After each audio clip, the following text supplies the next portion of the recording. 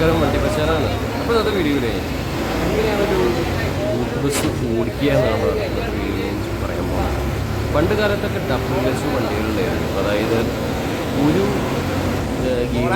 Neutral, അതായത് clutch നമ്മൾ ചവിട്ടുമ്പോൾ ഒരു തവണ അപ്പോൾ അത് ന്യൂട്രലിലേക്ക് വീഴും. അതിന് ശേഷം വീണ്ടും നമ്മൾ ചവിട്ടും വീഴും. അതുപോലെ തന്നെ തിരിച്ചും നമ്മൾ ഗിയർ ഡൗൺ ചെയ്യുമ്പോൾ ഇതേ സെയിം അത് ആദ്യം നമ്മൾ ന്യൂട്രാക്കുന്നു, വീണ്ടും ഡൗൺ ചെയ്യുമ്പോൾ ഗിയർ വീഴും. ഇങ്ങനെയൊക്കെയായിരുന്നു ആദ്യകാലങ്ങളിലെ വണ്ടികളൊക്കെ ഉണ്ടായിരുന്നത്. പണ്ട് ഫെർഗോ വണ്ടികളുണ്ടായിരുന്നു, ലൈലൻ്റ് ആണെങ്കിലും സീറ്റ മോഡൽ വണ്ടികളാണെങ്കിലും നമുക്ക് വളഞ്ഞ ടൈപ്പൊക്കെ സ്റ്റിയറിംഗ്, അതായത് മടിയിലേക്ക് ഇരിക്കുന്ന കാറിൻ്റെ ടൈപ്പുള്ള സ്റ്റിയറിംഗ് വീലൊക്കെ ഉണ്ടായിരുന്നു. നിങ്ങൾക്ക് പഴയ ആൾക്കാർക്ക് കണ്ടറിയാം. അപ്പോൾ എനിക്ക് ബസ്സിൽ സ്വന്തമായിട്ടുണ്ടായിരുന്നു. അപ്പോൾ ഞാൻ ഡ്രൈവിംഗ് പഠിക്കുന്ന ഒരു 6ാം ക്ലാസ് വെക്കേഷൻ സമയത്തായിരുന്നു. അപ്പോൾ ഡബിൾ ക്ലച്ച് വണ്ടിയായിരുന്നു അന്ന്. അതൊക്കെ സ്റ്റിയറിംഗ് വീലൊക്കെ അങ്ങനെ ഇറക്കുന്ന ടൈപ്പായിരുന്നു. അന്നത്തെ കാലത്ത് ഹൈ സ്പീഡ് എഞ്ചിനായിരുന്നു ലൈലൻ്റ് ഇറക്കിയിരുന്നു. പിന്നീട് ഹിനോ എഞ്ചിനൊക്കെ നമ്മുടെ നാട്ടിലൊക്കെ വരാൻ തുടങ്ങി. അപ്പോൾ ഈ ബസ് ഓടിക്കുന്ന രീതി എന്ന് പറഞ്ഞാൽ പലരും പല രീതിയിലാണ് വണ്ടി ഓടിക്കുന്നത്. ഇപ്പോൾ വണ്ടി സ്റ്റാർട്ട് ചെയ്ത്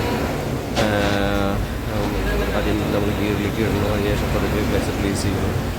ഇതിൽ ഉദ്ദേശിക്കുന്നത് വണ്ടി ഓടിക്കാൻ പഠിപ്പിക്കാനല്ല, ചെറിയൊരു രീതിയിൽ നമ്മുടെ വണ്ടീനെ കുറിച്ചിട്ടൊന്ന് പരിചയപ്പെടുത്താം എന്ന് വിചാരിച്ചിട്ട് വീഡിയോ ചെയ്തത് മാത്രം. അത് പഴയ മോഡൽ വണ്ടിയാണ്. അപ്പോൾ അത് ഓടിക്കുമ്പോൾ നമ്മൾ ശ്രദ്ധിക്കേണ്ട കാര്യങ്ങൾ, നമ്മളൊരു ബ്രേക്ക് ചവിട്ടുമ്പോൾ എന്തൊക്കെ ശ്രദ്ധിക്കണം. നമ്മളൊരു എയർ ബ്രേക്ക് വണ്ടി ഓടിച്ച് പരിചയമുള്ളവർക്ക് മാത്രമാണ് ഇതൊക്കെ ശരിക്കും കൊണ്ടു നടക്കാൻ പറ്റില്ല. അല്ലെങ്കിൽ നമ്മൾ കാറിൻ്റെ ഗിയർ പോലെയല്ല കാറിൻ്റെ ബ്രേക്ക് പോലെയല്ല, അതുപോലെ ചവിട്ടിയ വണ്ടി തലമുറ്റി മറിയും. അപ്പോൾ ഇത് ചവിട്ടുന്ന രീതിയുണ്ട്. നമ്മൾ ജസ്റ്റ് ഒന്ന് കാല് ജസ്റ്റ് പിക്ക് വേണ്ട ബ്രേക്ക് ആവും. അതാണ് ഇതിൻ്റെ ഒരു എയർ ബ്രേക്കിൻ്റെ ഒരു പ്രത്യേകത. പിന്നെ പമ്പിൽ ചവിട്ടുന്നവരുണ്ട് ബ്രേക്ക്. ഇപ്പോൾ ഫസ്റ്റ് പെഡലിലൊന്നും കിട്ടിയെന്ന് വരില്ല, അപ്പോൾ സെക്കൻഡ് പെഡലിലേക്ക് അങ്ങനെ കിട്ടുള്ളൂ. പഴയ മോഡൽ വണ്ടിയാകുമ്പോൾ അങ്ങനെയൊക്കെയാണ്. പിന്നെ ഡബിൾ ക്ലച്ച് വണ്ടി നേരത്തെ പറഞ്ഞു, ഡബിൾ ക്ലച്ച് വണ്ടികളായിരുന്നു. ഇപ്പോൾ സിംഗിൾ ക്ലച്ച് വണ്ടികളാണ് ഉള്ളത്. എന്നിട്ട് പോലും സൗണ്ട് ഉണ്ടാക്കിയിട്ട് ഓടിക്കുന്ന കഴിവുള്ളവന്മാരെ നമുക്ക് കാണാം. എന്തിനാണ് ആ സൗണ്ട് ഉണ്ടാക്കി ഓടിക്കുന്നത് ശരിക്കും എനിക്കറിയില്ലല്ലോ. ഇപ്പോൾ അതൊന്നും ആവശ്യമില്ല. സത്യം പറഞ്ഞാൽ വളരെ സിമ്പിളായിട്ട് നമുക്ക് ഈ വണ്ടി ഓടിച്ച് കൈകാര്യം ചെയ്യാൻ പറ്റുന്ന രീതിയിലാണ് പോയിക്കൊണ്ടിരിക്കുന്നത്. അത്രയും സിമ്പിളാണ്. അപ്പോൾ ഇതിൻ്റെ ലെങ്ത്ത് ഒക്കെ ഒന്ന് ശ്രദ്ധിക്കുക. നമ്മൾ ഓടിക്കുന്ന ഏത് വണ്ടിയാണെങ്കിലും എത്ര ലെങ്ത് ഉണ്ട് ആദ്യം നമുക്ക് വണ്ടിയിൽ കയറുമ്പോൾ തന്നെ അറിയാമല്ലോ. അതനുസരിച്ച് ആ വണ്ടിയുടെ ലെങ്ത്ത് ആദ്യം മനസ്സിൽ വരിക, എന്നിട്ടനുസരിച്ച് വണ്ടി ഓടിക്കുക. അതാണ് ഏറ്റവും വലിയൊരു കാര്യം. പിന്നെ വണ്ടിയുടെ ലെങ്ത്ത് മാത്രമല്ല, വണ്ടിയുടെ ഫ്രണ്ടിലുള്ള ആ തൂണുണ്ടല്ലോ, ആ തൂണായിരുന്നു പണ്ട് കാലത്ത് 2 ടൈപ്പ് ഗ്ലാസ് ഇതാണ് വരിക. രണ്ട് സൈഡായിട്ട് പാളിയല്ല. അപ്പോൾ ആ നടുക്കിലുള്ള പില്ലറില്ല, അതാണ് നമ്മുടെ റോഡിൻ്റെ നടു എന്ന രീതിയിലാണ് പണ്ടൊക്കെ ആൾക്കാർ കണ്ടായിരുന്നത്. അപ്പോൾ നമ്മളൊരു ഫ്ലാഗ് ഗാർഡ് കാറിനുണ്ട്. അപ്പോൾ ഫ്ലാഗ് ഗാർഡ് ഇരിക്കുന്ന ആ ഭാഗമാണ് ശരിക്കും വണ്ടിയുടെ നമ്മുടെ ശരിക്കുള്ള പോയിന്റ്. അതിൻ്റെ തൊട്ടിപ്പുറത്ത് നമ്മൾ റോഡ് വിട്ട് ഇറങ്ങാൻ പറ്റില്ല, ഇറങ്ങില്ല. അങ്ങനെയാണ് അങ്ങനെയൊക്കെയാണ് അതാണ് അതിൻ്റെ ടെക്നിക്ക്. നമ്മളിപ്പോൾ അയച്ചെടുക്കുമ്പോൾ നമ്മൾ പിന്നെ ആൾക്കാർ പറയും ഇവിടെ എത്തുമ്പോൾ അങ്ങോട്ട് തിരിക്കും. അത് അവരുടെ നേക്കാണ്. അതുപോലെ ബസ് ഓടിക്കാനായിട്ടൊരു നേക്കുണ്ട്. മെയിനായിട്ട് ഈ ലെങ്ത്തും അതുപോലെ തന്നെ ഫ്രണ്ടിലുള്ള അളവും കാര്യങ്ങളൊക്കെയാണ് നമുക്ക് അറിയേണ്ടത്. പിന്നെ ഈ വണ്ടിക്ക് ചെറിയ സ്ലിപ്പ് ഉണ്ടായിരുന്നു കേട്ടോ, അതുകൊണ്ടാണ് ഇടയ്ക്ക് സൗണ്ട് വരുന്നത്. സാധാരണ ഇതിൽ സൗണ്ട് പോലും വരില്ല. നല്ല രീതിയിൽ ക്ലച്ച് ചവിട്ടുകയാണ്. ഇത് ചവിട്ടിയാലും സ്ലിപ്പ് വരുന്നുണ്ട്. 3rd സ്ലിപ്പായിരുന്നു ഈ വണ്ടിക്ക്, അതുകൊണ്ടാണ് സൗണ്ട് വരുന്നത്. പിന്നെ ഡബിൾ ക്ലച്ച് കൊടുത്തിട്ട് ഓടിക്കണം. അപ്പോൾ ഇത് നമുക്ക് ക്ലച്ച് കൊടുത്തിട്ട് ഓടിച്ചിട്ടുണ്ടായിരുന്നു. അപ്പോൾ എന്നാലും സ്ലിപ്പ് വരുന്നുണ്ട്. അപ്പോൾ ഡബിൾ ക്ലച്ച് വണ്ടിക്ക് ഡബിൾ ക്ലച്ച് തന്നെ കൊടുക്കണം. പിന്നെ അതുപോലെ സിംഗിൾ ക്ലച്ച് വണ്ടിക്ക് ഡബിൾ ക്ലച്ച് കൊടുക്കേണ്ട ആവശ്യമില്ല. എന്നാലും ചിലവരൊക്കെ പഴയ ഡ്രൈവർമാരൊക്കെ ഇപ്പോൾ കൊടുക്കുന്നുണ്ട്.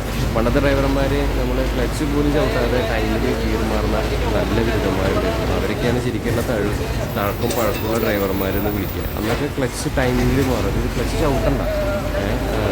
ഇപ്പോൾ വലിയ ലോറികളൊക്കെ പഴയ കാലത്ത് എങ്ങനെയാണെന്ന് വെച്ചിട്ടുണ്ടെങ്കിൽ ഇതൊക്കെയാണ് അവർ പണ്ട് പോവുക. കാരണം എന്ന് വെച്ചാൽ അവർക്ക് കരയ്ക്കുന്ന ന്യൂട്രൽ തട്ടി കൊടുക്കും. ക്ലച്ച് അമർത്തില്ല. നേരെ ഡൗൺ ചെയ്യുന്നതാണെങ്കിലും വണ്ടി ഗിയർ ചേഞ്ച് ചെയ്യുന്നതാണെങ്കിലും ഒക്കെ ഒറ്റ പരിപാടി ക്ലച്ച് നോക്കാതെ ചെയ്യുക. അത് അത്രയും ടൈമിംഗ് ഉണ്ട്. വണ്ടിയുടെ ആ മൂവ് അല്ലെങ്കിൽ വണ്ടിയുടെ ആ ഒരു വികാരം അനുസരിച്ച് വണ്ടി പോലും അറിയാതെ ഗിയർ ചേഞ്ച് ചെയ്യാൻ പറ്റണം. അതിനാണ് ഡ്രൈവിംഗ് എന്ന് പറയുന്നത്. അപ്പോൾ അത് നല്ലൊരു ഡ്രൈവറാണെങ്കിൽ ഒരിക്കലും വണ്ടി ഓടിക്കുമ്പോൾ അതിലിരിക്കുന്ന ആൾക്കാർക്ക് ഒരു ബുദ്ധിമുട്ടുണ്ടാവില്ല. സ്ലീപ്പർ ബസ്സാണെങ്കിലും ഈ സീറ്റ് ബസ്സാണെങ്കിലും ഇരിക്കുന്ന ആൾക്കാരെ തൊട്ടാളാനും മുട്ട് പോലും ഇല്ല. ഒരു വളവ് തിരിയുമ്പോൾ ഒരുപാട് ഹോൺ അടിക്കില്ല, ഒരുപാട് ബ്രേക്ക് അപ്ലൈ ചെയ്യില്ല.